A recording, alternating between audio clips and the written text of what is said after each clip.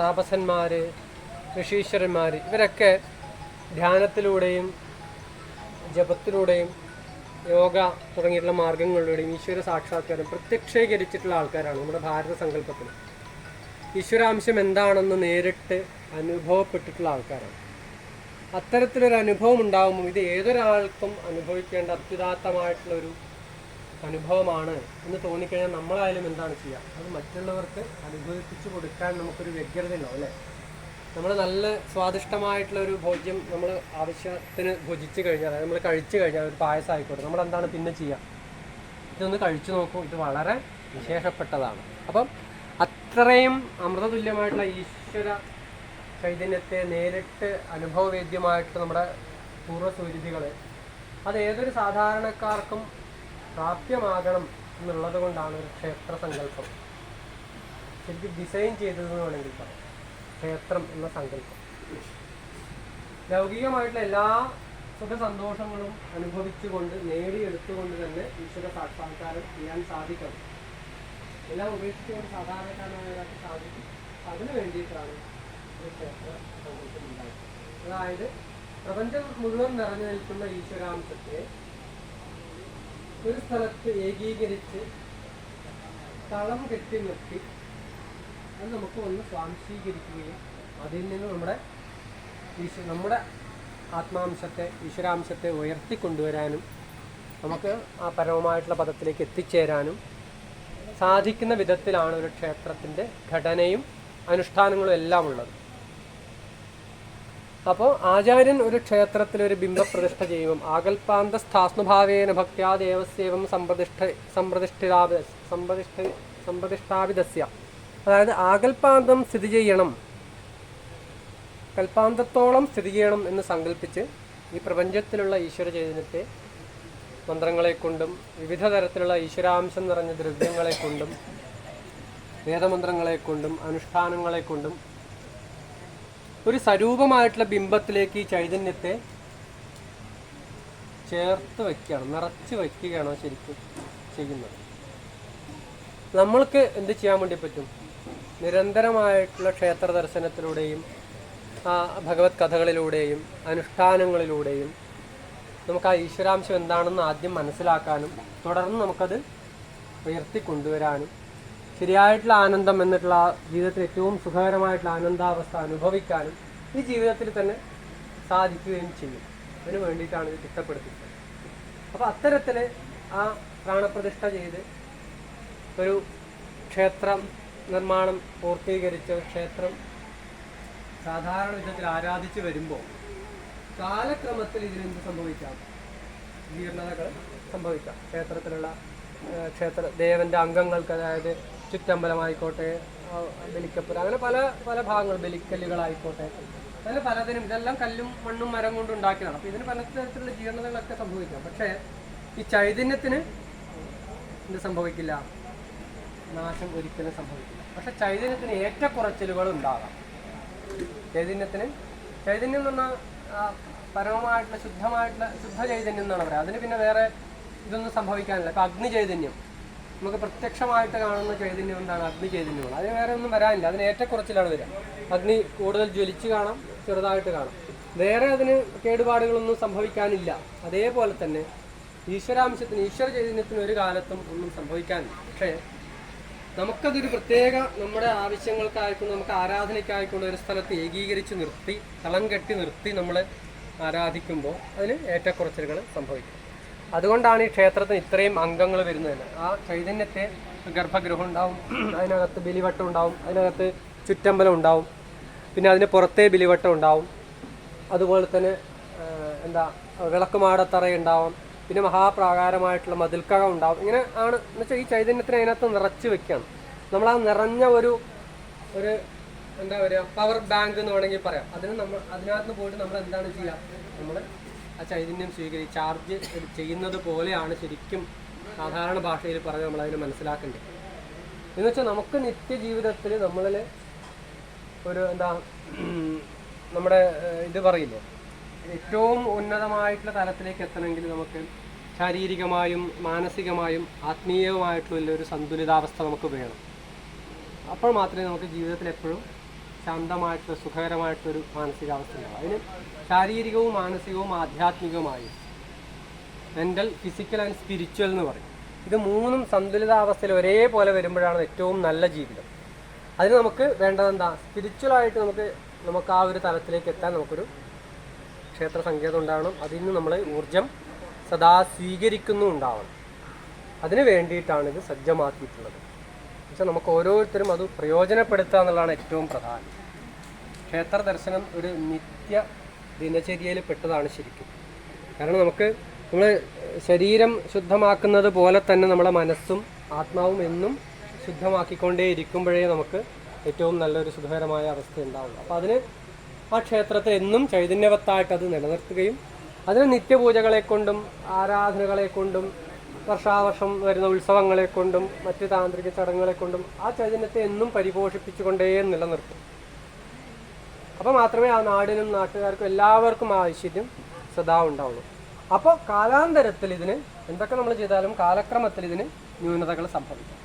അങ്ങനെ സംഭവിക്കുമ്പോഴാണ് ഒരു നവീകരണ കലശത്തിൻ്റെ പ്രാധാന്യം ഉണ്ടാവുന്നത്.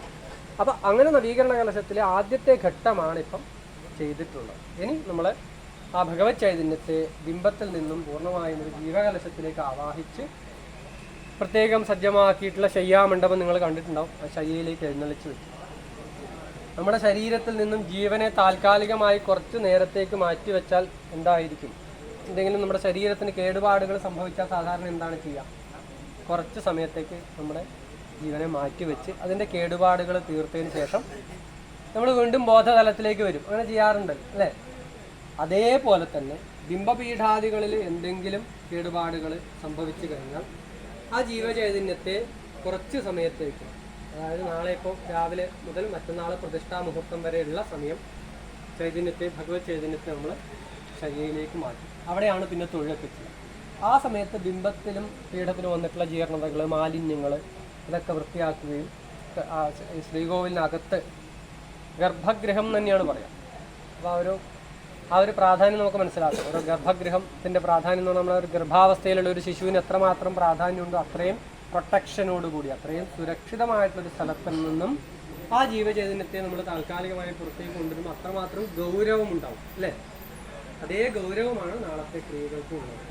അതിനുശേഷം അകത്തെ ഈ മാലിന്യങ്ങളൊക്കെ നീക്കുക, വൃത്തിയാക്കുക, അങ്ങനെയുള്ള ചെയ്യാനുള്ള കാര്യങ്ങളൊക്കെ, കേടുപാടുകളൊക്കെ തീർത്തതിന് ശേഷം പിറ്റേ ദിവസം ശുഭമുഹൂർത്തത്തിൽ ഈ ജീവചൈതന്യത്തെ, ഭഗവത് ചൈതന്യത്തെ വീണ്ടും ആ ശരീരമാകുന്ന ബിംബത്തിങ്കിലേക്ക് തന്നെ യോജിപ്പിക്കുന്ന ക്രിയയാണ് നമ്മൾ പ്രതിഷ്ഠ എന്ന് പറയുന്നത്. അപ്പോൾ ആ ക്രിയകളാണ് നാളെയും മറ്റന്നാളുമായിട്ട് നടക്കാനുള്ളത്. അതോടുകൂടി നമ്മൾ നവീകരണത്തിൻ്റെ ഈ ജീർണതകൾ പരിഹരിക്കുന്ന ഘട്ടം കഴിഞ്ഞു. പിന്നെ എന്താണ് വേണ്ടത്? പരിപൂർണ ചൈതന്യവത്തായിട്ട് നമുക്ക് ഏറ്റവും ഊർജ്ജസ്വലമായിട്ടൊരു ശരീരം നമുക്ക് തിരിച്ചു കിട്ടുന്ന പോലെ ഏറ്റവും ചൈതന്യവത്തായിട്ടുള്ള അനുഗ്രഹാശിസ്സുകൾ ചൊരിയുന്നതായിട്ടുള്ള ഭഗവാനാക്കി മാറ്റാൻ വേണ്ടിയിട്ടുള്ളതാണ്. വർദ്ധിത ചൈതന്യവത്താക്കാൻ വേണ്ടിയിട്ടാണ് പിന്നെയുള്ള 3 ദിവസത്തെ ക്രിയകൾ. പ്രതിഷ്ഠ കഴിഞ്ഞ് നട അടയ്ക്കുകയാണ് ചെയ്യുന്നത്. പിന്നെ 3 ദിവസം കഴിഞ്ഞിട്ടാണ് നട തുറക്കുന്നത്. ഈ 3 ദിവസം നട അടയ്ക്കുമെങ്കിലും പുറത്ത് പരിവാരങ്ങൾ, ദേവൻ്റെ പരിവാരങ്ങളുടെ പ്രതിഷ്ഠ, വലിയ ബലിക്കലിൻ്റെ പ്രതിഷ്ഠ, ഇങ്ങനെയുള്ള ക്രിയകളൊക്കെ നടക്കും. നിത്യപൂജകൾക്കൊന്നും ഒരു മുടക്കവും വരില്ല. സോപാനത്തെങ്കിലും ഉഷപൂജ, ഉച്ചപൂജ, താഴപ്പൂജ തുടങ്ങിയിട്ടുള്ള എല്ലാ പൂജകളും ഉണ്ടാവും. ക്ഷേത്ര ദർശനം ഉണ്ടാവും, വഴിപാടുകൾ ചെയ്യാം. അതിനൊന്നും ഒരു മുടക്കം ഉണ്ടാവില്ല. നട ചാരിയിട്ടായിരിക്കുന്നു മാത്രം. ഇതിൻ്റെ സങ്കല്പം എന്ന് പറയുന്നത് അകത്ത് ദേവപൂജ, ദേവന്മാർ പൂജിക്കുന്നു എന്നുള്ള ഒരു സങ്കല്പമാണ്. കാരണം മനുഷ്യാധീനത്തിൽ മനുഷ്യന്മാർ എന്തൊക്കെ ചെയ്താലും അതിനൊരു പൂർണ്ണത എത്തിയോ എന്നുള്ള ഒരു സംശയം നമ്മുടെ ഉള്ളിൽ എപ്പോഴും ഉണ്ടാവും. അപ്പോൾ നമ്മളത് എങ്ങനെയാണ് പൂർത്തീകരിക്കാം? അത് ദേവന്മാർ പൂജിക്കുന്നതോടുകൂടി അത് പരിപൂർണമായി തീരുന്നു എന്നുള്ള ഒരു സങ്കല്പം കൂടി അതിനകത്തുണ്ട്. അപ്പോൾ 3 ഭദ്രദീപം അകത്ത് വെച്ച് നട അടയ്ക്കുകയാണ് ചെയ്യുന്നത്. 4-ാം ദിവസം ചതുർത്ഥ സ്ഥാനം എന്ന് പറയും. 4-ാം ദിവസം ചെയ്യുന്ന അഭിഷേകത്തെയാണ് ചതുർത്ഥ സ്നാനം എന്ന് പറയുന്നത്. ഈ ദ്രവ്യകലശത്തിൻ്റെ കുറച്ചുകൂടി വലുതായിട്ടുള്ള 501 കലശങ്ങളോളം പൂജിച്ചുകൊണ്ടുള്ള ദ്രവ്യകലശങ്ങളൊക്കെ പൂജിച്ച് വെച്ച് 4-ാം ദിവസം രാവിലെ നട തുറന്ന് കണി കാണിക്കൽ എന്നുള്ള ചടങ്ങാണ്. ഇത് വളരെ വിശേഷമായിട്ടുള്ളതാണ്. കാരണം നമ്മൾ വർഷാവർഷം നമ്മൾ വിഷുവിനുമൊക്കെ കണി കാണുന്നതാണ്. പക്ഷേ ഒരു നവീകരണ കലശത്തിന് ശേഷം ഭഗവാനെ നമുക്ക് കണി കണ്ട് തൊഴാന്നുള്ളത് എത്രയോ വർഷത്തിലൊരിക്കൽ അപൂർവമായിട്ട് മാത്രം കിട്ടുന്നൊരവസരമാണ്. മനസ്സിലായി? നമ്മുടെ ജീവിതത്തിൽ പലതരത്തിലുള്ള നല്ല നല്ല കാര്യങ്ങൾ നമ്മുടെ ജീവിതത്തിൽ സംഭവിക്കും. പക്ഷേ ഇത്തരത്തിലുള്ള ക്ഷേത്രത്തിലെ നവീകരണ കലശത്തോടനുബന്ധിച്ചിട്ടുള്ള ഇത്തരത്തിലുള്ള കണി കാണലൊക്കെ വളരെ അപൂർവമായിട്ട് അതൊരു ഭാഗ്യമാണെന്നർത്ഥം. കാരണം ഈ നിരവധി ആൾക്കാർ ഈ ഗ്രാമത്തിൽ ജനിച്ച് ജീവിച്ച് പോയവരുണ്ട്. ഇനിയും ഒരുപാട് തലമുറകൾ ഇവിടെ ജനിച്ച് വളർന്നു വരും. പക്ഷേ ഈ ഒരു പ്രത്യേക കാലഘട്ടത്തിലുള്ളവർക്ക് മാത്രമാണ് ഇത് കാണാൻ സാധിക്കുന്നത്. അതൊരു വളരെ ഭാഗ്യമുള്ള കാര്യമാണ്. ഭഗവാന്റെ അനുഗ്രഹം കൂടി അതിനകത്ത് നമുക്കുണ്ടെന്നർത്ഥം. നമുക്കത് കാണാനും അതിനകത്ത് പങ്കെടുക്കാനും ഒക്കെ സാധിക്കുന്നതും കൂടി വളരെയധികം ഭാഗ്യം ചെയ്ത ആൾക്കാരാണ് നമ്മൾ ഓരോരുത്തരും വേണം പറയാം. അപ്പം അത്തരത്തിൽ കണി കാണുക എന്നുള്ള ചടങ്ങ് വളരെ വിശേഷമായിട്ടുള്ളതാണ്. തുടർന്ന് കലശാഭിഷേകങ്ങളാണ്. അതിനുശേഷം ശ്രീഭൂതബലിയോട് കൂടിയിട്ടാണ് നവീകരണ ചടങ്ങുകൾ അവസാനിക്കുന്നത്. വിശുദ്ധി സാന്നിധ്യ സമൃദ്ധികാരകത്തിനായിക്കൊണ്ടാണ് ഈ കലശങ്ങൾ നാടിൻ്റെ വിശുദ്ധിക്കും സമൃദ്ധിക്കും ഒക്കെ വേണ്ടിയിട്ടാണ് ചതുർത്ഥ സ്നാനം എന്നുള്ള കലശം അഭിഷേകം ചെയ്ത് ശ്രീഭൂതബലിയോടുകൂടി പര്യവസാനിക്കും. ഇതാണ് ഇനി അങ്ങോട്ടുള്ള ക്രിയകൾ. അപ്പോൾ ഇന്നിപ്പോൾ അനുജ്ഞാ പ്രാർത്ഥനയാണ്. ഭഗവാന്റെ പരിവാരങ്ങളോട് അവർക്ക് ബലി നൽകി അവരെ സന്തോഷിപ്പിച്ച് ഇത്തരത്തിൽ ജീവോദ്വാസന ചെയ്ത് തുടർ ക്രിയകൾ ചെയ്യാൻ ആഗ്രഹിക്കുന്നു എന്നുള്ള കാര്യം ആചാര്യൻ ഭഗവാന്റെ പരിവാരങ്ങളെ അറിയിക്കുകയാണ്. നാളെ ഇതിൻ്റെ തുടർ ക്രിയകളുണ്ട്. ഈ ശാസ്ത്രങ്ങൾ അറിയുന്ന ആൾക്കാരുടെ അടുത്ത് വീണ്ടും ഒരു പ്രാർത്ഥന, അതിനുശേഷം ഭക്തജനങ്ങളോടായിട്ടും ഒരാളിനോടായിട്ടും ഒക്കെ ഒരു പ്രാർത്ഥനയുണ്ട്. ഇത്തരത്തിൽ ജീവോദ്വാസന ചെയ്താൽ തുടർന്ന് ഏത് സമയത്താണ് പ്രതിഷ്ഠിക്കുക എന്നുള്ള മുഹൂർത്തം നമ്മൾ സത്യം ചെയ്യുന്ന ഒരു ചടങ്ങ്, അങ്ങനെയുള്ള ചടങ്ങുകളൊക്കെ ഉണ്ട്. നാളെ രാവിലെ വളരെ നേരത്തെ ക്രിയകൾ ആരംഭിക്കും. അപ്പോൾ നാളെ ഒരു വ്രതം എടുക്കേണ്ട ദിവസവും കൂടിയാണ്. കാരണം ഇത്തരത്തിൽ നമ്മളൊരു വളരെ ഗൗരവമേറിയ ഒരു അവസ്ഥ വരുമ്പോൾ നമുക്ക് ആ വിഷയത്തിലേക്ക് ഏകാഗ്രത വരാൻ വേണ്ടിയിട്ടാണ് വ്രതം എടുക്കുക എന്ന് പറയുന്നത്. നിങ്ങൾക്ക് അരിയാഹാരം ഉപേക്ഷിക്കാം. അത് ഓരോരുത്തരുടെ ശരീരത്തിൻ്റെ നിലയ്ക്കനുസരിച്ച് ചെയ്യാം. നിർബന്ധമായിട്ട് പറയുന്നതല്ല. ആരോഗ്യസ്ഥിതിയൊക്കെ നോക്കിയിട്ട് വേണം. പറ്റുന്നെങ്കിൽ ഒരിക്കലാവാം. അതുപോലെ ഗോതമ്പ് ഭക്ഷണമാവാം. വൈകുന്നേരം ഒരു നേരം ഒഴിവാക്കാം. പൂർണ്ണ ഉപവാസം എടുക്കാൻ പറ്റുന്നവർക്ക് അങ്ങനെ എടുക്കാം. ദുശീലങ്ങളൊക്കെ ഉണ്ടെങ്കിൽ ഒഴിവാക്കാം. ഇങ്ങനെയൊക്കെ ഏതൊക്കെ തരത്തിൽ നമുക്കതിൽ ഒരു ഭാഗധേയത്വം വഹിക്കാൻ സാധിക്കുമോ അതൊക്കെ ഒരു പുണ്യവത്തായിട്ടുള്ള കാര്യമാണ്. അപ്പോൾ അത്തരത്തിൽ മറ്റന്നാൾ പ്രതിഷ്ഠ വരെയുള്ള സമയത്തേക്ക് നമുക്കൊരു വ്രതം അനുഷ്ഠിക്കാൻ പറ്റുന്നതാണ്. ആചാര്യനും പാണി കൊട്ടുന്ന മാരാരി ഇവരൊക്കെ ഒരു വ്രതത്തിലായിരിക്കും, ഒരു ഒരിക്കൽ എന്നുള്ളൊരു ഇതിലായിരിക്കും അവരൊക്കെ ഉണ്ടാവുക. അതേപോലെ തന്നെ നമുക്കും അത് ചെയ്യാൻ വേണ്ടി സാധിക്കും. അത്തരത്തിലൊരു വ്രതമെടുത്ത് എല്ലാവരും അതിനകത്ത് പങ്കുകൊള്ളുക. ഇപ്പം അനുജ്ഞാ പ്രാർത്ഥന ഉള്ള ചടങ്ങാണ്. ഇവളെപ്പോഴത് പ്രാർത്ഥിച്ചു നിന്നാണ്.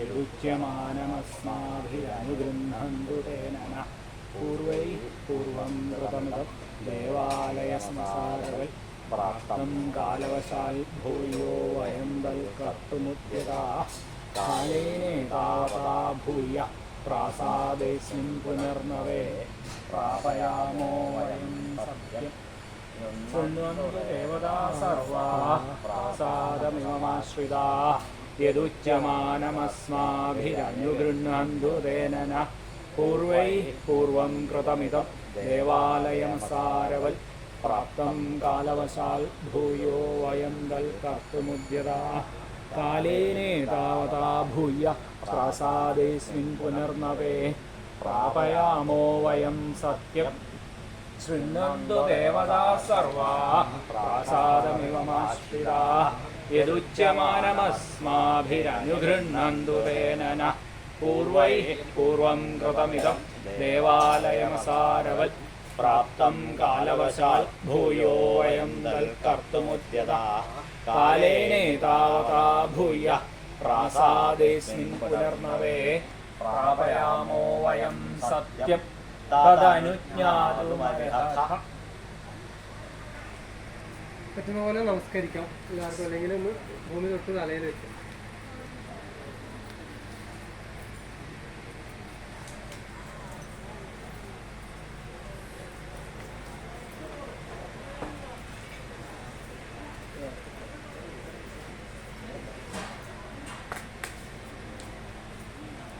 ഇനിയിപ്പോൾ സാധാരണ പോലെ ദീപാരാധന, ഭഗവത് സേവ